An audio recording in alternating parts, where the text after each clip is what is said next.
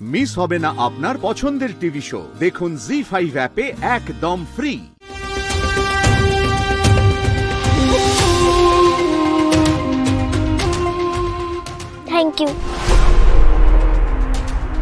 Thank you very much.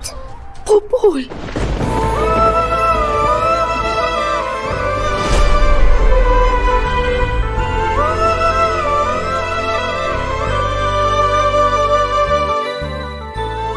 জানো, কেউ দেয়নি আমার বাবাকে শাস্তি, কিন্তু তুমি দিয়েছো, তুমি পেরেছো, তাই থ্যাংক ইউ।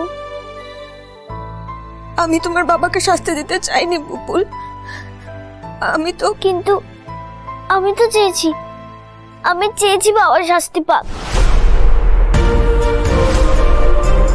বাবাই তো আমার মাকে মেরে ফেলেছে,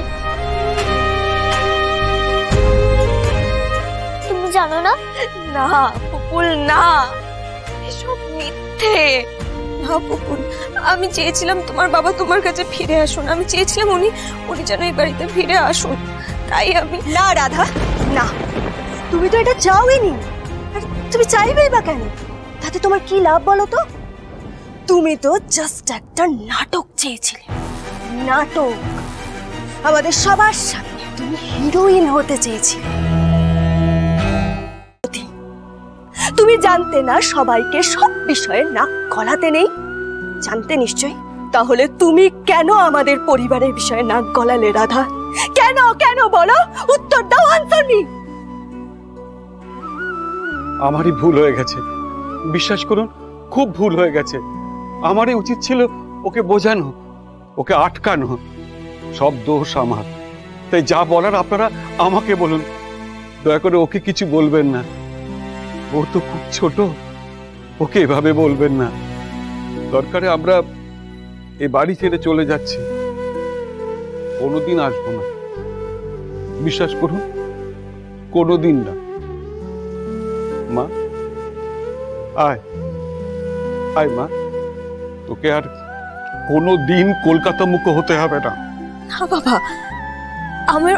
আমার ভুলের বোঝা তুমি কেন নিতে যাচ্ছ?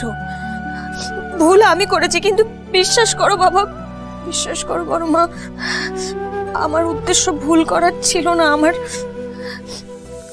বড় মা, আমি খুব ভালো করে জানি জীবনে মা হারানোর কষ্ট কি জ্বালা, আর একজন সন্তানের জীবনে বাবা কতটা জরুরি, এটাও আমি খুব ভালো করে জানি। বাবা তোমাকে দেখে শিখেছি, তুমি তো জানো এটা, বলো বিশ্বাস করো তো।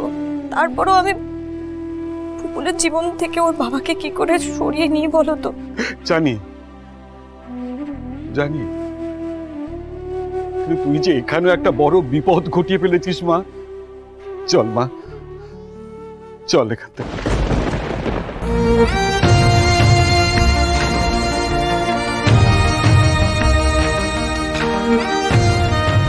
এই তো এবার এই মেয়েটার থেকে মুক্তি পাওয়া যাবে।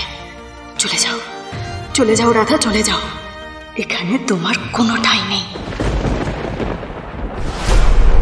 না, কোথাও যাবে না।